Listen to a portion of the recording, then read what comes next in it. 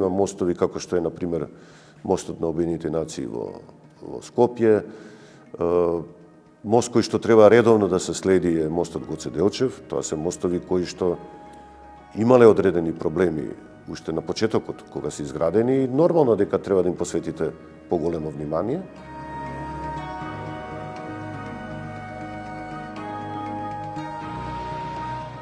Има објекти кои што биле претходно опожарени, кои што се забележани некакви конструкции. Треба да се следи потпорниот зид горе на водно, над кој што се изградени колосални објекти со големи тежини и така натаму. Значи се следи дали е тоа стабилно, дали се поместува во тек на време или не.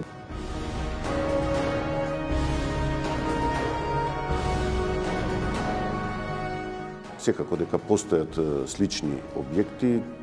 Настрešницата на железничката станица во Нови Сад е карактеристична по нејзината ранливост, немање робустност. Значи, таков конструктивен систем бил одбран и тоа е една од причините зашто се случило да после попуштање на една од тие затеги попушти целата настрешница. Сигурно постојат и кај нас и постојат такви по-чувствителни објекти и затоа е потребата од нивно одржување, преглед на состојбата подетален, да се види до каде е, што е и како е. Значи, не може објектите да ги изведеме и да ги оставиме на природата. Да самите се штитат. Тоа е недозволиво.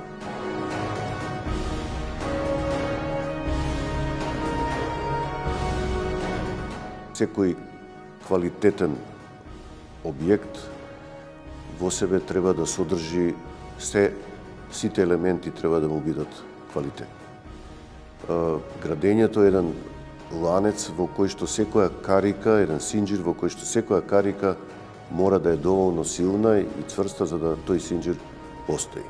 Почнувајќи од инвеститорот, од неговата свест, совест, па преку проектантот, ревидентот, надзорниот инженер, изведувачот и одржувањето на објектот. Ако нешто од ова затаи, во тој случај добиваме многу полош квалитет на објектот. Имаме одредени девијантни појави и со овластувањата на инженерите. Според моје мислење, преблаги се критериумите за нивно стекнување, а има и девијантни појави кои што се забележани во изминатиот период.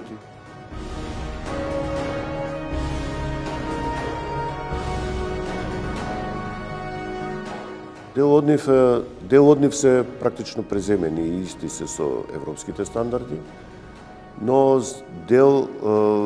усвојувањето на дел од нив, како што се стандардите за проектирање на конструкции, практично се уште не се единствено важечки во нашата држава, Македонија.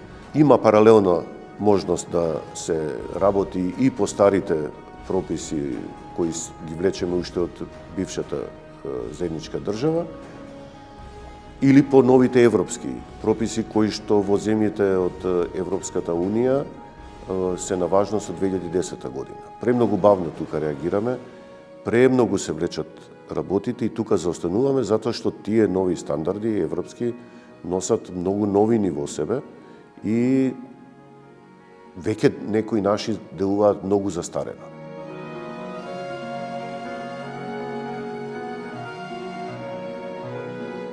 Ние имаме област во која што нема невработени.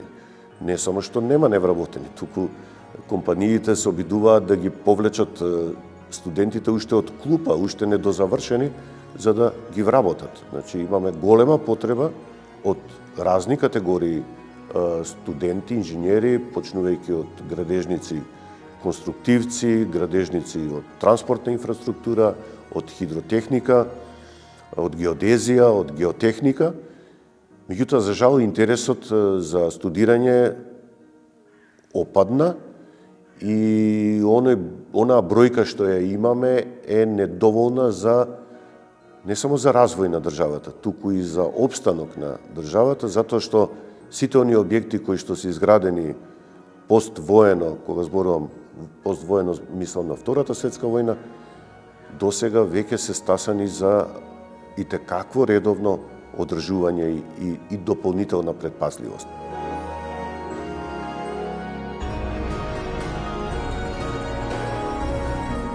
Треба да има и добар проект, треба да има и квалитетна ревизија, да нема тука конфликт на интереси, стои помеѓу надзорот и изведувачот. Надзорот може би го дефинирал како една клучна фигура во целиот тој процес кој што треба да внимава да се изведе секако што треба. И повторно ќе нагласам, за еден голем дел на објекти потребно е редовно одржување. Тоа ние никако да го сватиме,